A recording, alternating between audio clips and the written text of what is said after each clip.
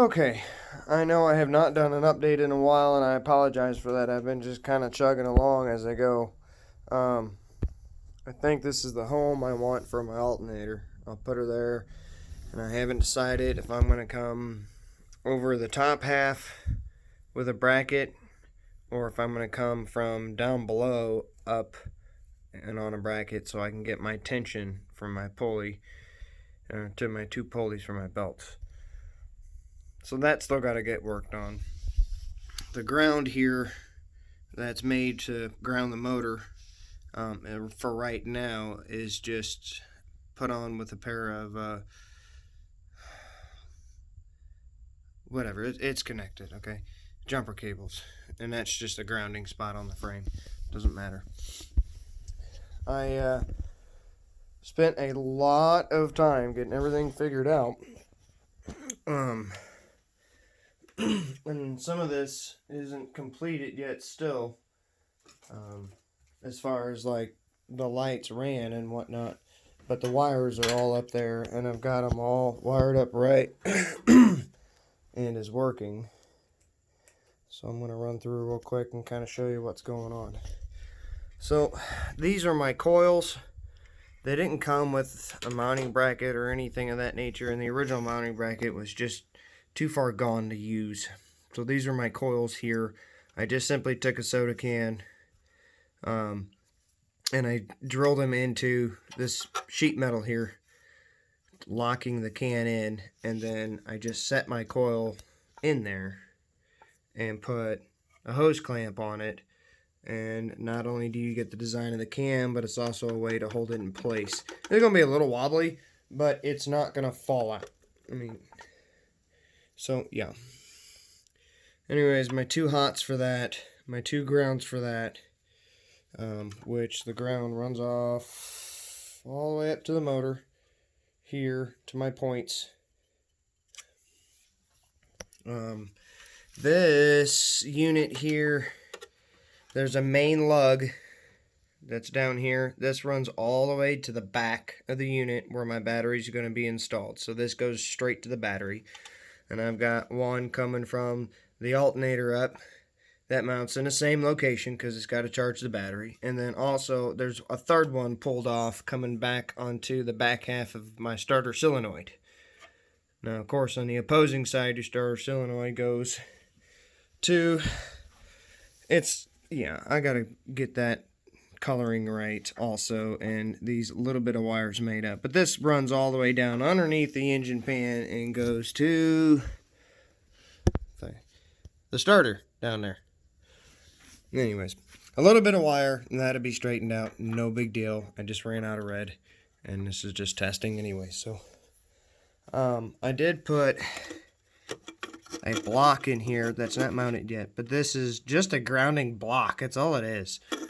I tied all these together to one, and then with a ground wire here, I just grounded it right down here, which I might make that shorter probably to clean that up real nice and pretty.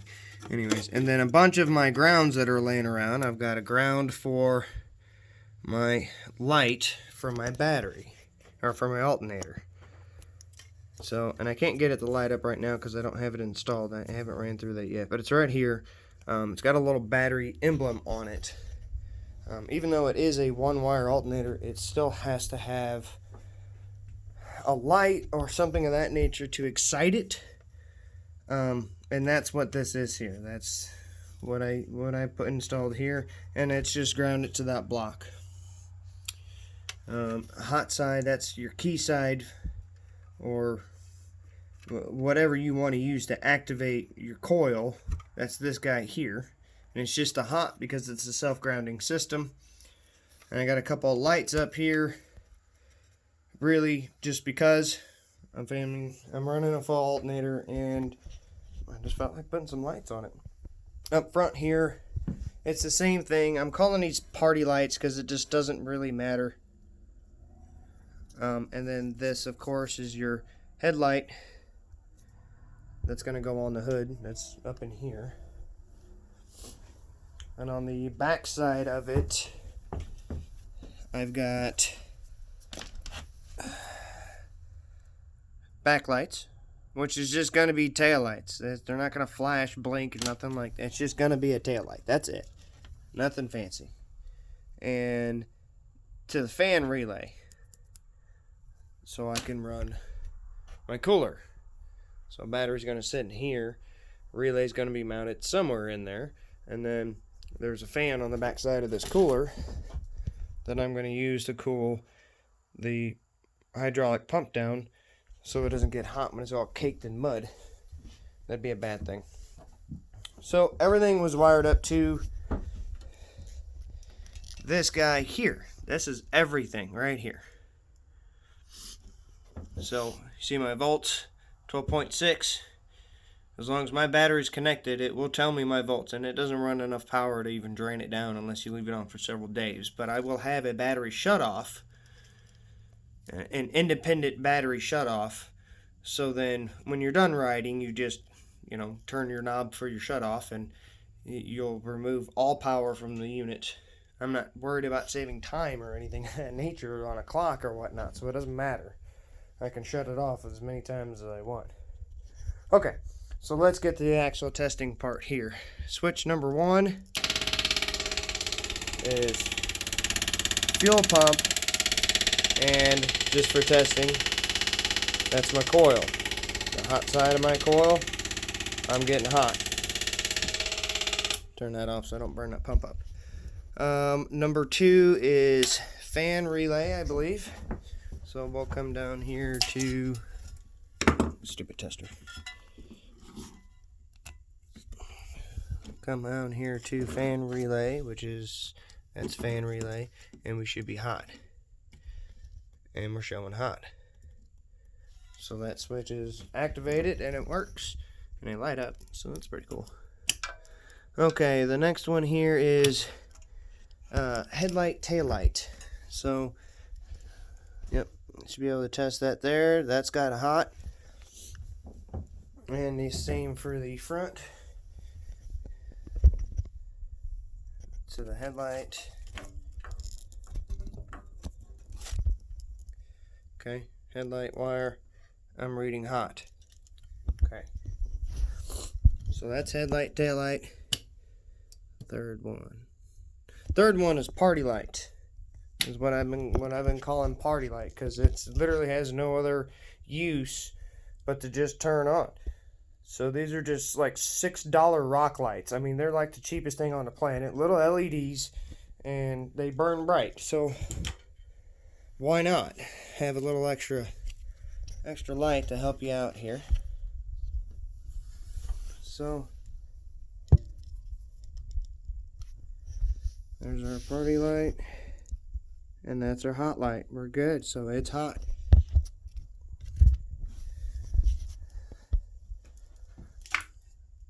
Okay, then we've got one more that doesn't involve a tester, and this is actually how I can test my coils also. Where'd my tester go? Here we go. I've got to get new leads for my coils because they're just a hair too short, or else I would have loved to have ran some fuel here and do a test on it, which I still might do. Okay, so this is a tester here. It's like a fuse, but there's a bulb down in there, and of course the one end continues on, so it gets its ground, and that just goes right on top of the spark plug. The other end here is what you put your lead from your coil, if that's what you're trying to test, because you're trying to test to see if your coils are firing without having to do a bunch of crazy stuff or shock the crap out of you. This is how you do it. You just put a tester in there. Okay. Now, first off, we're just going to hit this switch here. It's a full switch. I don't care for it. I'd rather have a push button, but it'll work just fine. But I don't know if you can hear it, but that's starter. Okay. So then we're going to fire. We're going to turn our coils on, and we're going to try to start it and see if we get fire. We're getting fire. That's it. Everything on the electrical system, besides a few little things to clean up, and the alternator itself, I got to get that tied in. other than that, it's all there. It all functions. So I don't have to, this panel is 100% done. This up here, this light, I got to run to the alternator, but it's already grounded. So it's a single hot that goes to the alternator. And I got to figure out how this actually works. I just don't have much experience with it. But there's two little prongs back here, and I know one goes to the battery for a regulator. There's a regulator so it doesn't overcharge the battery. And then there is one that has to have a small pull on it to excite the alternator. They call it excite the alternator. It turns it on. Without that little, what they call idiot light or dummy light, whatever you want to call it, without that, the alternator itself doesn't turn on. It won't fire, won't send charge. So yeah, I gotta figure that system out, get that wired in. But yeah, steering wheel's on it. I gotta get some other stuff made for it because this is not exactly what I had imagined that it was going to be. I built all kinds of weird plating for it, but essentially it's going to be the same thing. I just want to clean it up better. Let me pull on the steering wheel, and just like a racing steering wheel, it's a quick disconnect for it. So it didn't need it, but why not? See, locks back in place. Good to go. So we're getting there. Questions or concerns or comments, by all means,